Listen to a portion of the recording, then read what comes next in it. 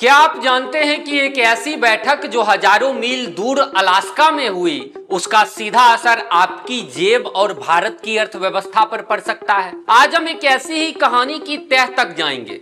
कहानी है दो सबसे शक्तिशाली नेता की, व्लादिमीर पुतिन और डोनाल्ड ट्रंप की।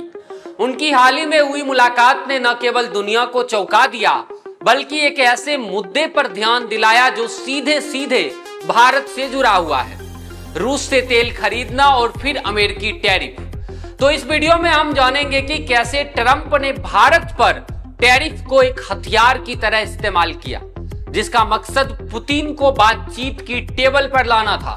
हम ये भी देखेंगे कि इस बैठक में क्या हुआ, क्यों आखिरकार कोई ठोस समझौता नहीं हो पाया, और सबसे बड़ा सवाल कि इस सब का भारत पर क्या असर पड़ा। तो चलिए शुरू करते हैं इस रहस्यमयी बैठक और उसके अप्रत्यक्ष परिणामों की कहानी। तो जैसा कि हमने इंट्रो में बताया कि ट्रंप ने भारत पर भारी भरकम टैरिफ लगाया, लेकिन क्यों लगाया, इसके पीछे का आखिरकार क्या रीजन था, ये समझना बेहद जरूरी है। ट्रंप का मानना था कि भारत जो है रूस से सस्ता तेल खरीदकर यूक्रेन पर रूस के हमलों की अप्रत्यक्ष रूप से समर्थन दे रहा है। अमेरिका की रणनीति साफ थी कि अगर रूस को यूक्रेन में युद्ध जारी रखने के लिए पैसे नहीं मिलेंगे तो उसकी अर्थव्यवस्था कमजोर हो जाएगी और पुतिन बातचीत के लिए मजबूर होंगे। इसलिए ट्रंप ने भारत पर लगे टैरिफ को 25% फिर उसे बढ़ाकर 50% तक कर दिया। उसका इरादा था भारत पर दबाव बनाना ताकि वो रूस से तेल खरीदना बंद कर दे, और ट्रंप ने खुद इस बात को कहा था कि ये कदम पुतिन को अलास्का में मिलने के लिए मजबूर करने में कारगर साबित हुआ। इस फैसला ने भारत को एक मुश्किल स्थिति में डाल दिया था। एक तरफ अमेरिका का दबाव, दूसरी तरफ रूस से सस्ता तेल खरीदने की मजबूरी, जो भारत की ऊर्जा सुरक्षा के लिए जरूरी भी है।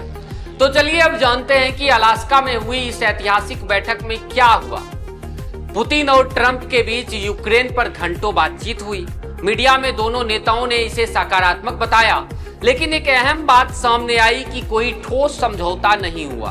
वहीं ट्रंप ने कहा कि जब तक कोई डील नहीं हो जाती तब तक कोई डील नहीं। यह बयान दिखाता है कि भले ही बातचीत सकारात्मक रही हो, लेकिन यूक्रेन युद्ध को रोकने के लिए कोई खास रास्ता नहीं निकल पाया है।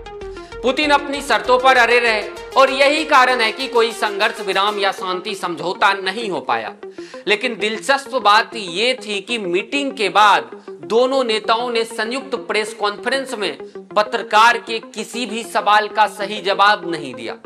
तो क्या कुछ ऐसा था जिसे वो दुनिया के सामने लाने से बच रहे हैं, जिसे दुनिया के सामने नहीं लाना चाहते थे? ये सवाल आज भी बना हुआ है। तो चलिए अब चलते हैं सबसे अहम सवाल पर कि इस बैठक का भारत पर क्या असर पड़ा। ये शायद इस कहानी का सबसे अहम हिस्सा भी है। पुतिन से मिलने के तुरंत बाद ट्रंप का रुख भारत को लेकर नरम हो गया। उन्होंने कहा कि फिलहाल भारत पर अतिरिक्त टैरिफ लगाने की कोई जरूरत नहीं है, लेकिन अगर जरूरत पड़ी तो 2 से 3 हफ्तों में इस पर दोबारा विचार किया जा सकता है। ये भारत के लिए एक तरह की अस्थायी राहत कह सकते हैं। ट्रंप ने जो टैरिफ का हथियार इस्तेमाल किया था उसे कुछ समय के लिए वापस रख दिया गया है। इससे ये साबित होता है कि अंतर्राष्ट्रीय संबंधों में व्यापार और टैरिफ जैसे मुद्दे सिर्फ अर्थव्यवस्था तक सीमित नहीं होते, बल्कि वो बड़े राजनीतिक दाव पेच का हिस्सा बन जाता है। इस घटना ने भारत को एक महत्वपूर्ण सबक भी सिखाया कि उसे अमेरिका और रूस के बीच संतुलन साधना ही होगा। एक तरफ भारत का पुराना दोस्त रूस है, तो दूसरी तरफ अमेरिका जो व्यापार और तकनीक में उसका सबसे बड़ा साझेदार है। तो इस पूरी घटना ने दिखा दिया कि कैसे एक देश की रणनीति का असर दूसरे देश पर पड़ता है और कैसे अंतर्राष्ट्रीय संबंधों में कोई भी कदम अकेला नहीं होता। तो अब सवाल यह है कि क्या भारत पर लगे इन टैरिफ ने सच में पुतिन पर दबाव बनाया, जिससे वो ट्रंप से मिलने को तैयार हो गए?